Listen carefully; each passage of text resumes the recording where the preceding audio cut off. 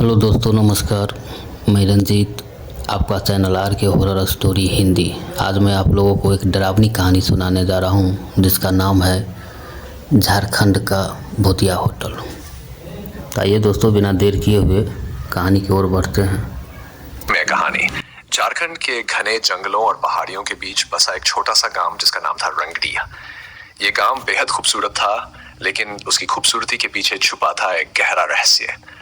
गांव से कुछ ही दूरी पर एक पुरानी होटल थी, जिसे विनायक होटल कहा जाता था। इस होटल का नाम सुनते ही लोगों के चेहरे का रंग उड़ जाता था। होटल के बारे में लोग कहते थे कि वहां कोई जाने के बाद वापस नहीं लौटता। इस होटल की कहानी सालों पुरानी थी। कहा जाता था कि ये होटल पहले बहुत मशहूर था। लोग दूर दूर से यहाँ आते थे, खासकर प्राकृतिक सौंदर्य और शांति का आनंद लेने के लिए। लेकिन एक दिन कुछ ऐसा हुआ कि ये जगह डर और रहस्य का अड्डा बन गई। करीब 30 साल पहले होटल के मालिक श्री विनायक ने इस होटल को पूरी शिद्दत से बनाया था। वह अपने ग्राहकों को बड़ी इज्जत और प्यार से रखते थे। लेकिन एक रात जब वहां एक अमीर व्यापारी अपने परिवार के साथ ठहरा हुआ था, तो अचानक उनकी और उनके पूरे परिवार की हत्या कर दी गई। होटल में मौजूद किसी को भी यह पता नहीं चला कि यह काम किसने किया। उस दिन के बाद से होटल की कहानी बदल गई। लोग कहते हैं कि उस रात से ही होटल में अजीब घटनाएं होने लगी। होटल का कमरा नंबर 28 खास तौर से बदनाम था। जो भी उस कमरे में ठहरता, उसे अजीब सी आवाजें सुनाई देती, जैसे कोई रो रहा हो, कोई दरवाजे पर खटखटा रहा हो।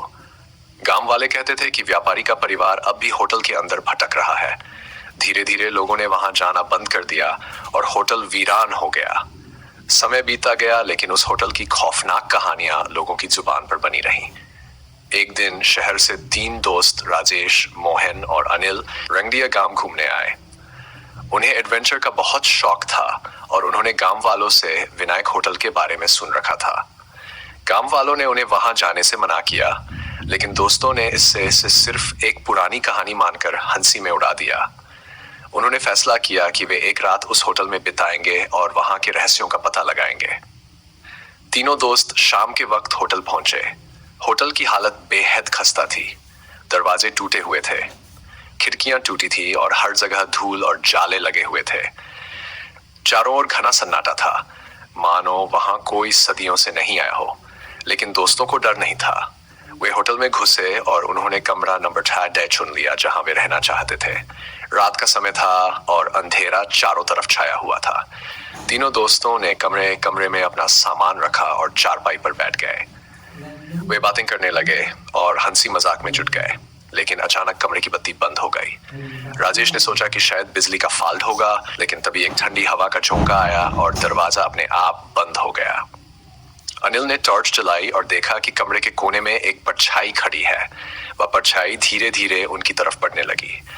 डर से थर थर कांपते हुए मोहन ने चिल्लाना शुरू कर दिया। राजेश ने दरवाजा खोलने की कोशिश की, लेकिन दरवाजा जैसे किसी ने बाहर से बंद कर दिया था। वह परछाई अब और भी स्पष्ट हो गई थी। तीनों दोस्त समझ गए थे कि यहाँ कुछ अजीब हो रहा है। अचानक उन्होंने महसूस किया कि किसी ने उनकी गर्दन पकड़ ली हो।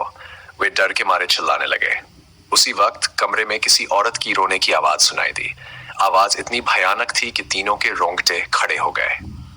मोहन ने हिम्मत करके खिड़की से कूदने की कोशिश की। जैसे ही उसने खिड़की खोली, उसे लगा जैसे किसी ने उसे पीछे खींच लिया हो।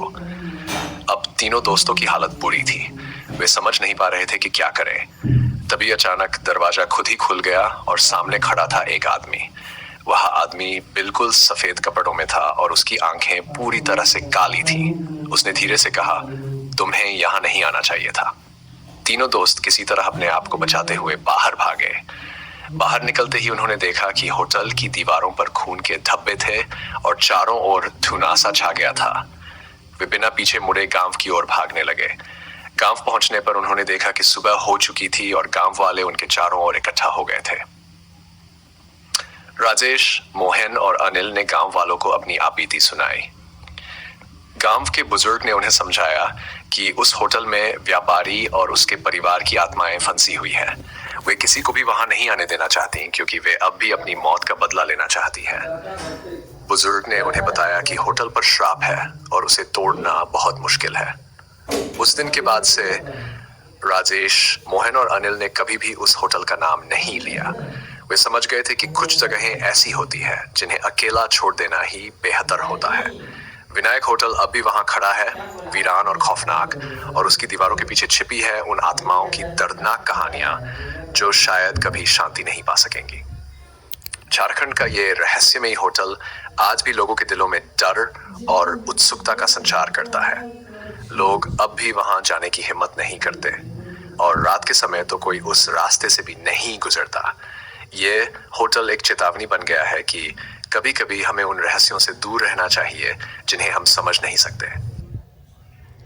तो दोस्तों, अगर ये कहानी आप लोगों को अच्छा लगा हो तो लाइक, कमेंट, शेयर ज़रूर कीजिएगा, और अच्छा ना लगा हो तो कमेंट करके ज़रूर बताइएगा। धन्यवाद दोस्तों, फिर मिलते हैं अगले वीडियो में।